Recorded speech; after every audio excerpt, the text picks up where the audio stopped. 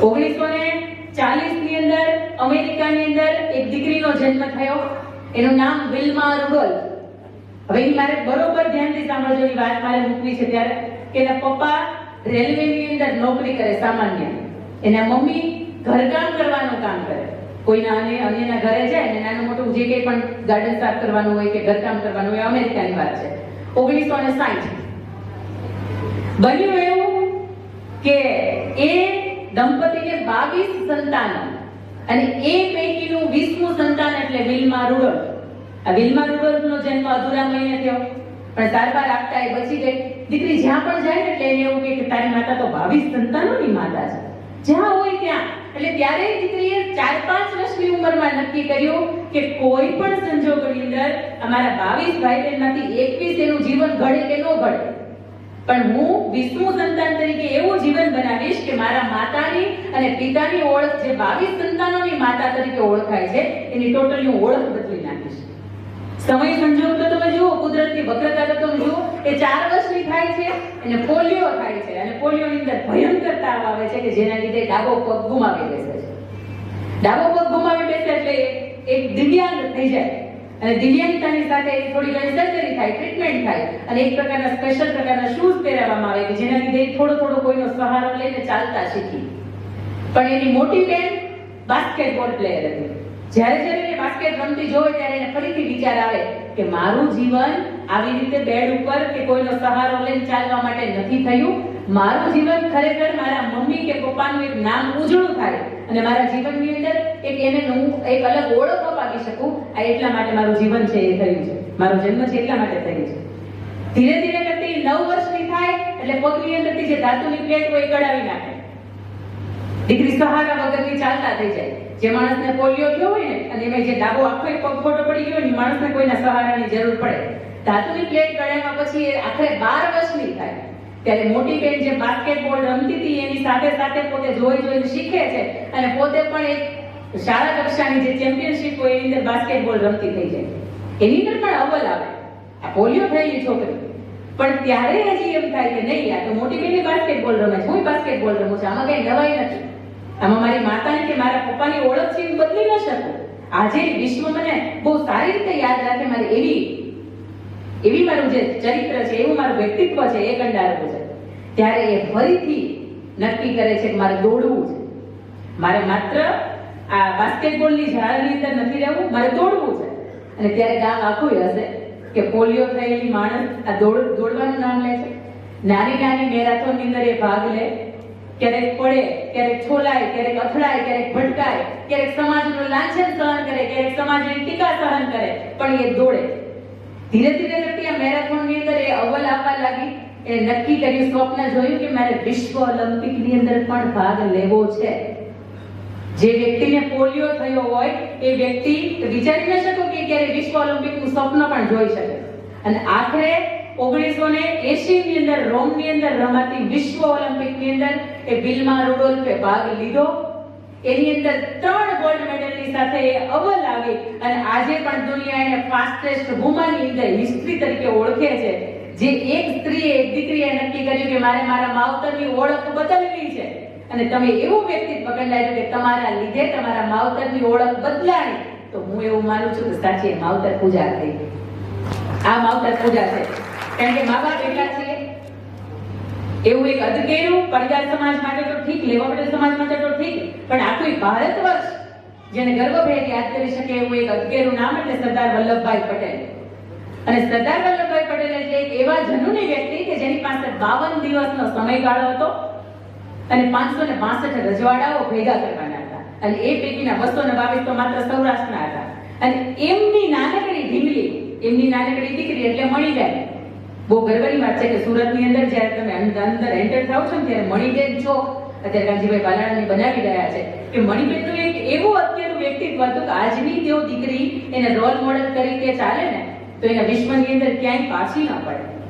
7 વર્ષના મણીબેન હતા અને 4 વર્ષનો એનો નાનો ભાઈ એટલે દીકરો ડાયો ભાઈ. અને સરદાર સાહેબની ઉંમર કદાચ 33 વર્ષની હતી અને ત્યારે પોતે વિધુર થયા. 7 વર્ષની ઉંમર હોય અને જે દીકરી પોતાની માતાનું જે છત્ર છાયા છે એ ગુમાવતી હોય, તમે સમજી શકો કે ઉદરે દેખતા બાપ ગયો ને મરણતા મુઈ માં ઘણ વીતી ઘણ વીતશે હજી ગણાય પડશે ગા. ઘણી તકલીફો આવી હશે દીકરીના જીવનની અંદર. પોતાના ભાઈને એને મા તરીકે ઉછેર કર્યો અને જ્યારે કોલેજનો સમયગાળો હતો અને ત્યારે સરદાર વલ્લભભાઈ પટેલે પોતાની અદાલતનું જે કંઈ કામકાજ હતું એ મૂક્યું અને પોતે નક્કી કર્યું કે હવે મારે દેશ સેવા માટે જીવવું છે અને દેશના ઉદ્ધાર માટે જીવવું છે. પોતાની જે દીકરી છે એમના એક મિત્ર માવળંકરજી એમને ત્યાં અમદાવાદ ભણવા મૂકી. દીકરી કોલેજ કરે અને સરદાર વલ્લભભાઈ પટેલ દેશ સેવાની અંદર લાગી ગયા. બને છે એવું 6-8 મહિનાનો સમય જાય એટલે આ દીકરી એટલે મણીબેન થોડા સમય માટે કોઈની સાથે બોલે નહીં, રડ્યા કરે, કોઈની સાથે વ્યવસ્થિત વાત ન કરે, વ્યવસ્થિત જમે નહીં.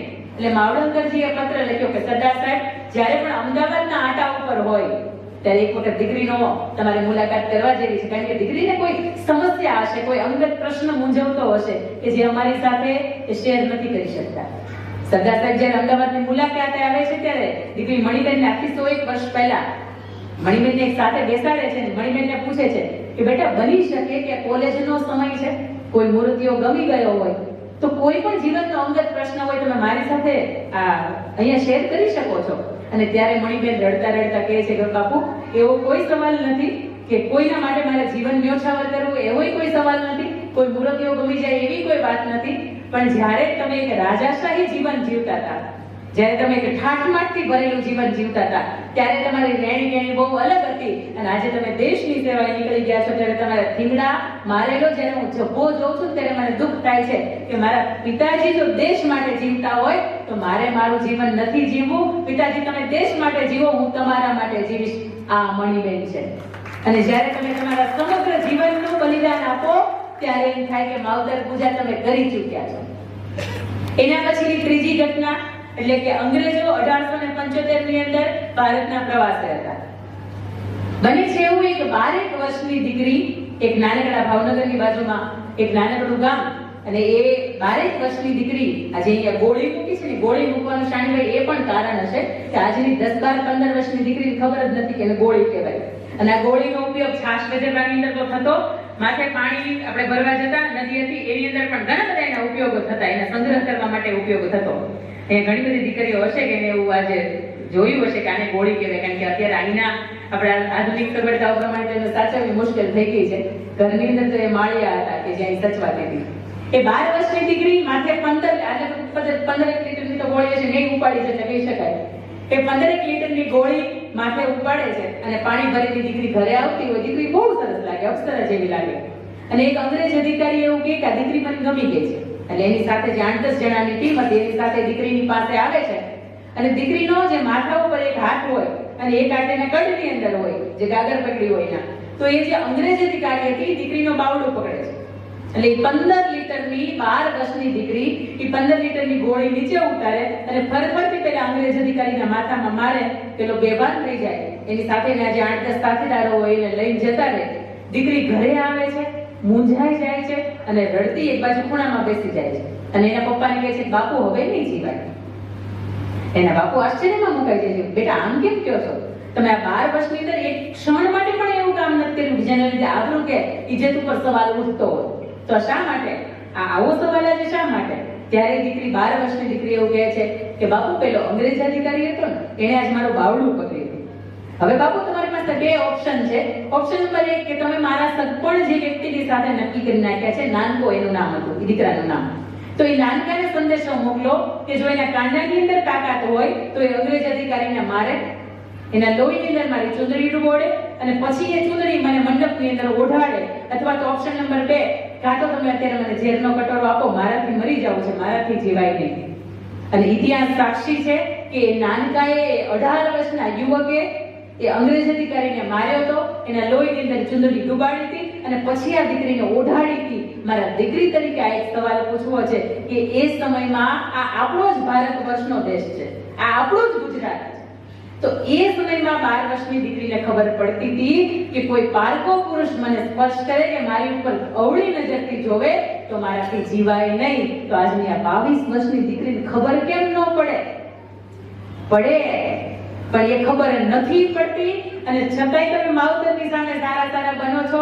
એ માવતર પૂજા નથી, પણ તમે એક વખત રોડ ઉપરથી નીકળતા હોય અને હજારો પુરુષ તમને તમારા સ્વભાવના કારણે, તમે તમારા વ્યક્તિત્વને કારણે જો જગ્યા કરી દે ને, તો સાહેબ એ આપણી માવતર પૂજા છે. કારણ કે 12-15 વર્ષની દીકરી થાય ને એટલે માવતરને ઊંઘ આવતી બંધ થઈ જાય. અને માવતર તરીકે મને મારી બે જોડવા છે ને, એટલે મને તે આ વસ્તુનો અહેસાસ અત્યારે થાય.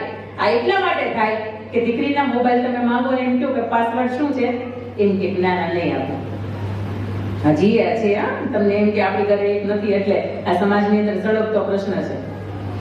પણ ત્યારે એમ થાય કે દીકરી તરીકે તમે ઉત્તમ ન કહી શકાય. અને એના પછીનો ચોથો પ્રસંગ, એટલે ચોથો પ્રસંગ કંઈક મારે એ તમને કેવો છે કે હીરબાઈ વાળા કેટલા ઓળખે છે?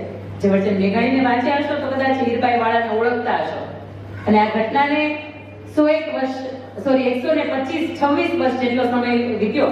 અમરેલી જિલ્લાનું એક નાનકડું ગામ લાખાપાદર, અને કદાચ તમારે મારા ભણવાની અંદર પણ આ વાત આવી છે. અને આ લાખાપાદર અને ધારગણી ગામની વચ્ચે એક શેલ નદી, ધારગણી મારું પિયર, અને શેલ નદી વચ્ચે એક જ જાય, બાકી લાખાપાદરની સાથે મારો સીધો સંબંધ છે. અને નાનપણથી આ વાર્તાએ કદાચ મારું ચરિત્ર ઘડ્યું એવું કહી શકાય. આ વાર્તાના માધ્યમથી મારે તમને એ કહેવું છે કે ઘરને આંગણે કદાચ જો એક જ દીકરી હોય અને એ માવતરને દુઃખ લાગતું હોય કે મારે તે એક જ દીકરી છે તો ચિંતા નહીં કરતા, એક કે હજારો હોય એવી મળે. ઘણી વખત બીજી દીકરીને જન્મ આપો તો સમાજ તમને રોકે, સમાજ ટોકે, સમાજ તમારી ટીકા કરે કે આજના આટલા બધા ફાસ્ટ અને આજના આધુનિક યુગની અંદર તમારે તે બીજી દીકરી મનગણા કે છે, મારે તો જોડવા છે, તોય ઘણા એમ કે તમે એટલા બુદ્ધિ વગરના કહેવાય તમે બીજી દીકરી જન્મ આપ્યો. પણ ત્યારે હું એને બહુ ગર્વથી કહી શકું કે તમારા તાકાત હોય તો બે જોડવા લક્ષ્મીઓને જન્મ આપી શકો.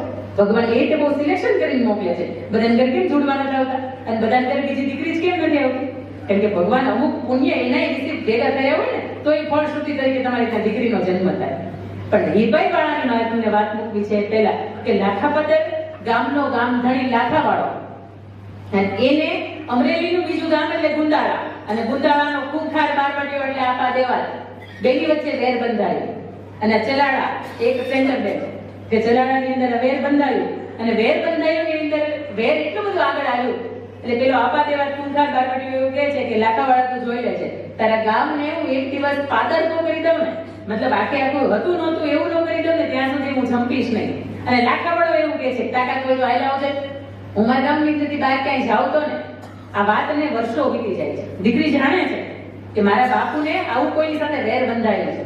બને એવું કે એક વખત કોઈનું ગામતરું થાય અને ત્યાં લાખાવાળાને જવું હોય, ફરજિયાત પડે થઈ ગયું હોય. લાખાવાળો જેવો જાય અહીંયા પાછળ આપા દેવાતને ખબર પડે કે લાખાવાળો ગામની અંદર હવે હાજર નથી. અને ત્યાં એમ ઘરે ક્યાં અમે દીકરા છે કે એને કોક જાય, એને કોક ટેકો આપવા વાળો હશે, એને તો અમે દીકરી છે.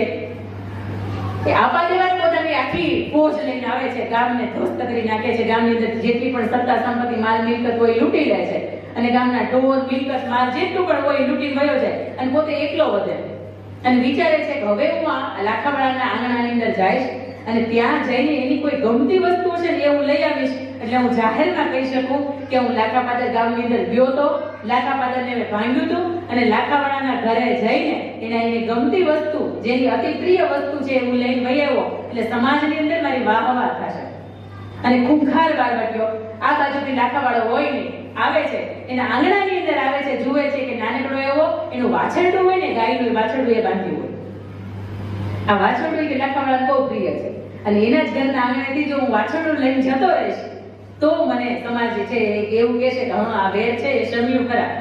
પોતે પોતાનું ભાલું દિવાલના થાંભલીના ટેકે મૂકે છે, અને હળવેક દઈને પોતે પાછળ જે નાનકડું વાછરડું બાંધ્યું હોય એને છોડતો હોય. આ બાજુથી 14-15 વર્ષની દીકરી હીરબાઈ વાળા જુએ છે, જરી કેવું દરવાજો ખોલીને કે શું કરે છે. તમારી મારે ઘરની આંગણે દીકરી હોય અને આવી સિચ્યુએશન આપણા ઘરની અંદર આવે એટલે દીકરી ગામ આખાની અંદર જાહેર કરે કે કોઈ બચાવો બચાવો. પણ એ સમયની દીકરીઓ એવી હતી કે જેના માટે માવતર કેટલા કિંમતી હતા, માવતરની કેટલું એની માટે મૂલ્ય હતું. એ હળવેથી પહેલા તો ઓલું બોલે છે કે એ લાખાવાળા ક્યાં ગયો, તું કહેતો તો બહુ મોટી મોટી વાતો કરતો હતો કે હું આ લાખાપાદર ગામને કઈ થવા નહીં દઉં, અત્યારે તારી આ હાજરીની જરૂર છે તું ક્યાં ગયો. આ દીકરી બધું સાંભળે છે, પણ હળવેથી પેલો જે એક બાજુ થાંભલીના ટેકે પોતાનું ભાલું છે ટેકાવી નીચે બેસે છે, જેવો વાછડો છોડતો હોય પાછળથી હીરબાઈ વાળા ધડ કરતી આવે છે, એનું ભાલું લે છે અને પાછળથી ભોંકાવે છે અને એને એ ધૂળ ચાટતો કરી દે છે. એટલું જ નહીં સાહેબ, એને અંદર લે છે, એને મારે છે, એને કટકા કરે છે અને એની ગાંસડી ભરીને રૂમની અંદર રાખી મૂકે. સાંજે મારા બાપુ આવશે તો મારે જવાબ દેવા થાય કે આખા ગામને તો ન બચાવી શકી પણ આ એકને મેં જવા નથી દીધો. અને એ દીકરી એ ખૂંખાર પાર્વતીઓ આપા દેવા તેને ઓળખતી નહોતી. સાંજ પડ્યો, આ વાતની સમાચારની જાણ છે લાખાવાળાને થઈ. લાખાવાળો ભાગતો આંખતો ઘેર આવ્યો કે આજે મારી દીકરીને જ કઈ નહીં થયું હોય. અને જેવો એ અંદર આવે છે એની દીકરી એવું કહે છે, બાપુ આવી ગયા, ચિંતા ન કરો, આખા ગામને તો હું નથી બચાવી શકી, પણ જેણે તમારું નામ લીધું હતું, જેને એવું કીધું હતું કે લાખાવાળા તારી હાજરીની જરૂરિયાત હતી અને તું અત્યારે અહીંયા છો નહીં, તો મેં તમારી વિરુદ્ધમાં બોલ્યો છે ને એવો એક માણસ છે ને એને મેં પકડીને મારી પૂરી રાખ્યો છે, આવું હું તમને બતાવું.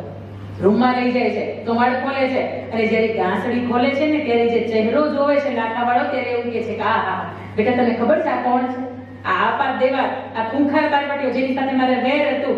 આખી દુનિયા કદાચ મને એવું કહેતી હશે કે મારી આંગણે દીકરી છે, પણ આજે મને સાબિત કરીને બતાવ્યું કે મારી આંગણે દીકરો છે.